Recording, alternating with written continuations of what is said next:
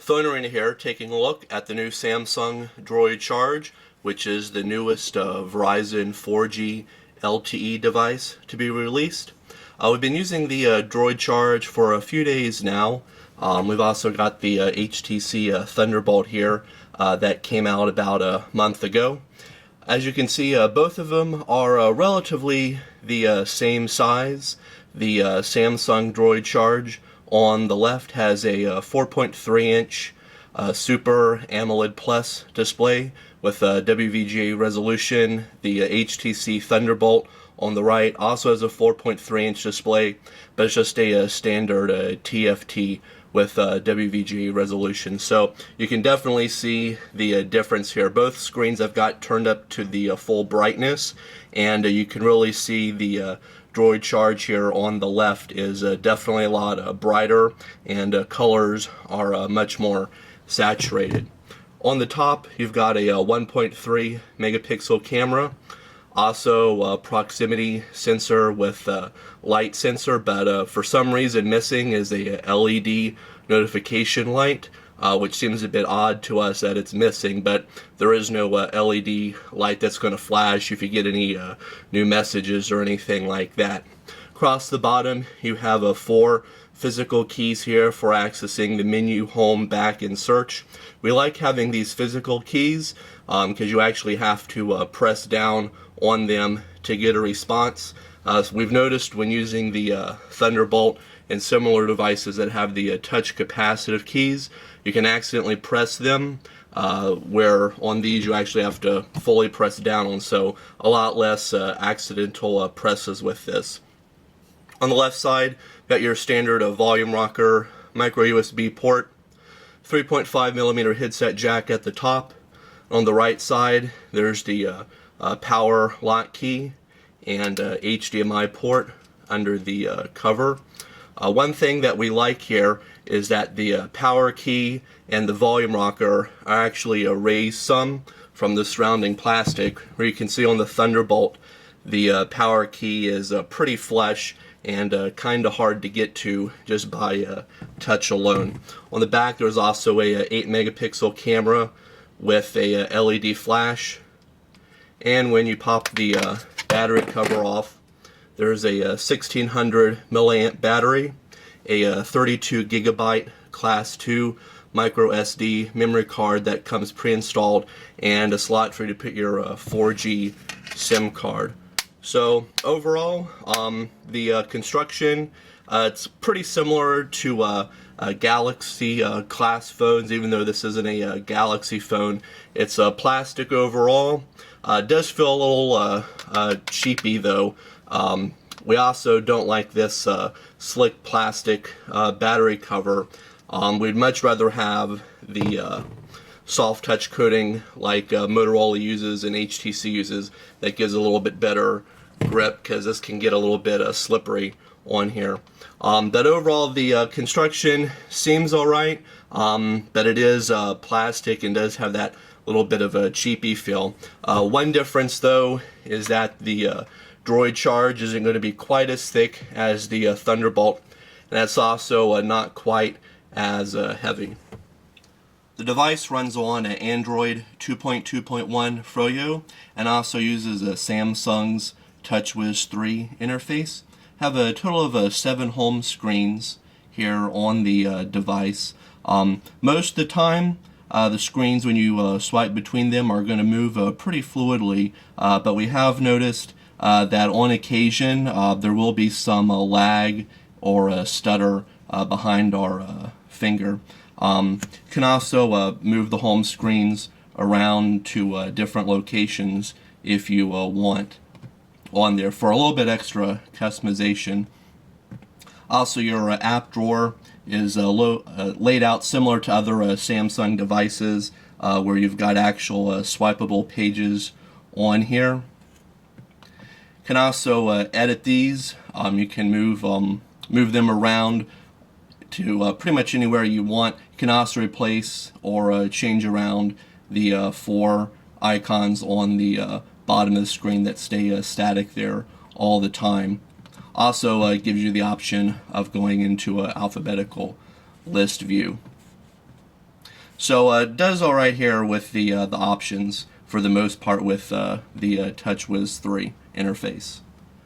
When going into the phone screen, you've got your standard numeric dial pad, as well as call log, favorites, and contacts, which is categorized alphabetically. It populates these from contacts directly on the phone, as well as from Google, Facebook, Skype, Twitter. Pretty much all your social networking sites are going to be integrated in here with your contacts. Also displays these by group history, and also activities such as a wall post for different social networking websites. We've got the Speedtest Net app loaded up. Usually getting anywhere between 5 to 8 megabits per second on downloads, but have seen it occasionally get up anywhere between 10 and 12 megabits per second for downloads. Uploads are also pretty close as well here, coming in about 5 megabits per second. So download speeds actually pretty good on the device, pretty similar to what we saw with the HTC ThunderBolt. Going into the web browser here, going to load up the PhoneArena website. Should take about 25 to 30 seconds to completely load up on average, but one thing that we've noticed is that on websites that use a lot of Flash content, such as our own here, for some reason the device seems to have a difficulty with heavy Flash sites. Once the page is loaded up here, I'm going to attempt to scroll through it, and you're going to see that it's pretty slow, almost like the browser is somewhat locking up. Not really sure why it's doing this, since the ThunderBolt and most other Android smartphones with WebKit browsers that use Flash don't lock up like this. But there is a bit of a workaround. If you go into the settings screen,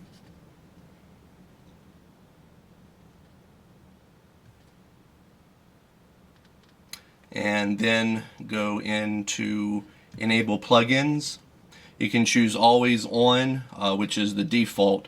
You want to change that to either on demand or off. We'll just change it here to off, and then we'll reload the web page. And what that's going to do is it's going to prevent plugins from loading, which would be Flash content. So web page is going to load a little bit quicker here. We also shouldn't get the freeze ups like we were with the plugin Flash enabled.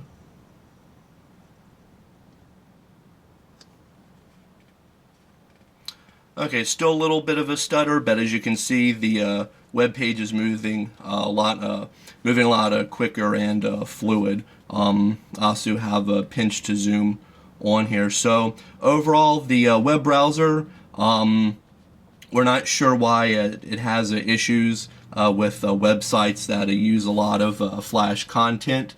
But of course, if you go to a website that doesn't have any Flash or very little Flash, it seems to be okay. Just seems to slow down your browser if the site has a lot of Flash on there. So keep that in mind depending on which websites you visit frequently. Email works pretty well, pretty similar to other Samsung devices. We'll show full HTML emails on here. One thing we've noticed though is that it will not show pictures by default. So if you open up a email that has HTML or pictures, you're going to have to hit the menu key down here and select show pictures. We kind of wish it would just load up the full email instead of having to click show pictures for each one. All of your media files, such as pictures and videos, are going to be shown in your gallery here. The Droid Charge comes with a 8 megapixel camera with autofocus on there. It does a pretty decent job for outside images. Color is pretty accurate on here, but we did notice that bright areas such as the sky tend to be pretty washed out instead of blue looking. Another thing that we noticed is that the video recording for 1280 by 720p recorded videos are going to look a little blurry. We're not really sure why that is, but color does seem pretty accurate, but still not the best video quality that we've seen on here for recorded videos. Of course, with the Super AMOLED display, one of the nice things is playing back some of your own videos on here, which does a pretty good job.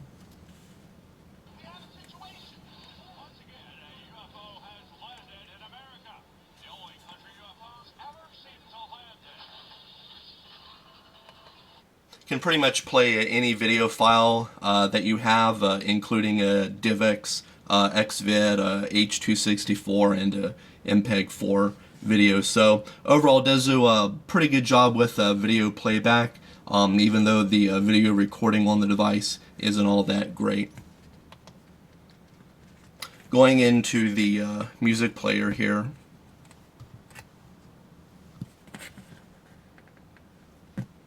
When in portrait mode, it shows it all your music, playlist, albums, and artists. As you can see, it shows the album art on the screen. Also has some other settings in here for equalizers and different audio effects. Also, there's a visualization graph that you can turn on and off. It's also a pretty nice disc view that you can move between your different albums or go to the alphabetical wheel on here. So altogether, pretty happy with the music player. Even though it's only got a one mono speaker on the back of the device, sound quality is actually pretty good. As far as the call quality is concerned, voices were actually sounding pretty clear and natural sounding. There's also no background hiss like we got on the HTC ThunderBolt. Also, there was no rattling or distortion in the earpiece speaker, which was another issue on the ThunderBolt. It actually sounded like the speaker, it was too loud for the speaker, even though we've got the volume turned down to medium. So definitely the Droid Charge is going to sound better for call quality. One thing interesting to point out is even though the 4G LTE speeds on both of these devices are pretty fast, seems to both of them still have problems actually holding on to the 4G signal. We noticed last month when we were reviewing the ThunderBolt that for some reason it didn't matter if we were inside or outside, pretty much anywhere between Fort Lauderdale and West Palm Beach, the device would seem to cycle between using either 4G, 3G, or even 1X, which you can see right now it's on 4G up here, shown on the notification bar.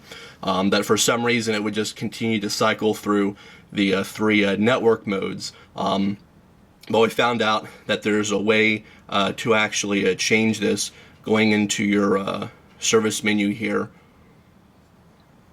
If you go down here at the bottom, by default it has a CDMA plus LTE EVDO auto.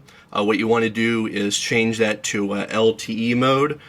So it's going to keep the phone pretty much solid on 4G LTE without it dropping down so much to 3G or 1X, but it still will happen some on occasion. Now, with the Droid Charge, you see it's now back to 4G, was at a 3G a moment ago. Outside, it's pretty much going to stay locked on 4G, but we've noticed here inside the house, neighbor's house, even going into a restaurant or even our car, for some reason it doesn't seem to hold on 4G very well, and it kicks it down to a 3G. But doesn't do the 1x like on the Thunderbolt. So might just be a weak antenna here on the device, or maybe Verizon needs to add some more LTE towers to the area. To try to keep it more on a 4G mode. So there's that one little issue that we had. So it's pretty much going to probably depend on your area and location. Overall, there's a lot to like about the Samsung Droid Charge, mostly with the 4.3-inch Super AMOLED screen that is really bright and is easily viewable outside on sunny days, while the HTC ThunderBolt can look pretty dim and dark outside. So we definitely like the screen on the Samsung Droid Charge more. Battery life is also a lot better. We get about 10 hours of continuous talk time on the Samsung Droid Charge, and under mixed usage, get anywhere between 11 to 12 hours, or if it's just in standby mode, you'll get about a day, which is a lot longer battery than what we've seen here with the HTC ThunderBolt. Only issues we seem to have with the Samsung Droid Charge, like we mentioned, was that websites that use a lot of heavy flash content are going to sort of lock up the web browser, so you got to pretty much disable flash on there, and occasionally when inside structures, you're going to lose your 4G connection. One workaround on here is if you go into a wireless networks, you can toggle the airplane mode. We've actually had to do this quite a lot while inside. Basically turns off the radio and turns it back on, which will kick it back to 4G, just in case if it did drop down to 3G. So overall, that's pretty much the rundown here. When the Samsung Droid Charge launches, it's going to be $299 after rebate with a 2-year contract. That's $50 more than the HTC Thunderbolt at $249. So you're definitely paying a premium here for the Droid Charge, but we feel it's kind of worth it, considering you're getting the better quality screen and also the better voice quality. We just hope that there's a software update to resolve the web locking for the web browser, and that it can maintain a 4G connection a little bit better while inside structures, because you're not always going to be using it outside in the open. So be sure to check out our full review of the Samsung Droid Charge at our website at PhoneArena.com.